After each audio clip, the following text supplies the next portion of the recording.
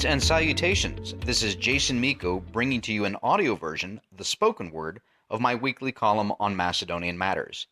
The English version is published on Medium.com and the Macedonian version is published on Svest.mk. This week's column, which is published on Sunday, December 2, 2018, is titled 2023 and Me, and You, and Macedonia. This is not an advertisement for the DNA testing site. This is about certain fantasies and the outright lies of Zoran Zaev. Let's start with 2023.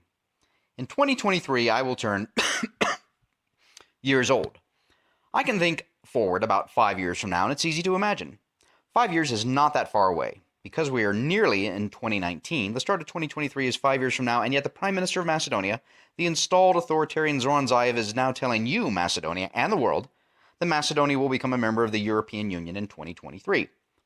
According to EuropeanWesternBalkans.com, Zaev told a Serbian interviewer, quote, "At the moment, we have adopted our legislature and completed much of the work.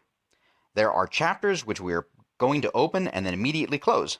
Nonetheless, everything depends on us, and if we push through everything according to plan, I believe Macedonia can join the EU by 2023, unquote. Right. Pigs can fly. Unicorns are real. And Che Guevara was a humanitarian, which is why so many idiots go around wearing t-shirts with his image. The Prime Minister is either living in a fantasy world or he is lying. I'll give him the benefit of the doubt and say both.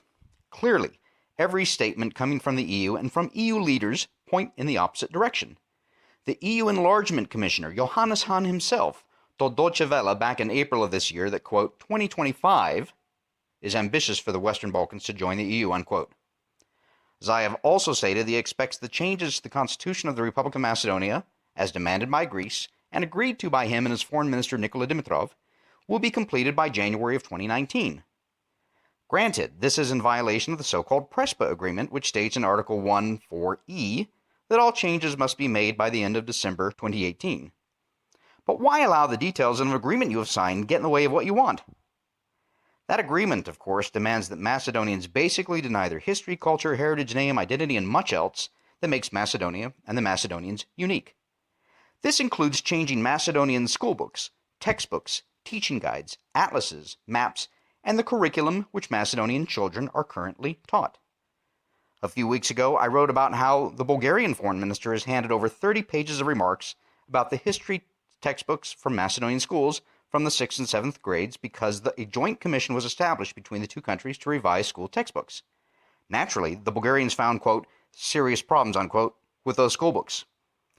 Now we see evidence of Greece demanding the same thing. Of course, per the so-called Prespa Agreement in Article 8.5, a, quote, joint interdisciplinary committee of experts on historic, archaeological, and educational matters, unquote, will be created by the governments of Macedonia and Greece to, quote, consider the objective scientific interpretation of historical events based on authentic evidence-based and scientifically sound historical sources and archaeological findings, unquote. It gets worse. Quote, the committee's work shall be supervised by the Ministries of Foreign Affairs of the parties in cooperation with other competent national authorities. It shall consider and, if it deems appropriate, revise any school textbooks and school auxiliary material such as maps, historical atlases, teaching guides in use in each of the parties. And that, quote, no school textbooks or school auxiliary material that contains any irredentist revisionist references will be allowed to exist. Now we see Article 8 in action. According to a news item by the Associated Press at the end of November, quote, senior officials from Greece and neighbor Macedonia said Friday that progress has been made in talks to revise schoolbooks in the two countries as part of an effort to end hostility between the two countries, unquote. Setting aside the sloppy reporting that A, there is hostility between the two countries, and B, that this will end it, this is yet another confirmation that the so-called Prespa Agreement and Zoran Zaev and Nikola Dimitrov, among others, could very well succeed in destroying Macedonia if they get their way. The article notes that Greece and Macedonia agreed to, quote, take effective measures to prohibit any hostile actions or propaganda likely to incite chauvinism, hostility, irredentism, and revisionism, and that this, quote, action includes removing references in schoolbooks that could cause offense, and the two countries to set up a 14-member joint academic committee to review them. It goes on to quote Macedonian Foreign Minister Nikola Dimitrov, commenting on the work of the committee members, stating, quote, "They had a very constructive meeting. They approved the methodology for their work, and I think that the tone and atmosphere of the meeting was very encouraging," unquote. Question: who are the committee members? Why are the politicians deciding on what Macedonian children be taught in schools? Will the public be consulted on this? Will Macedonian teachers and other educators be consulted on this? Will Macedonian writers, historians, and scholars be asked their opinions? Will Greek school books be changed?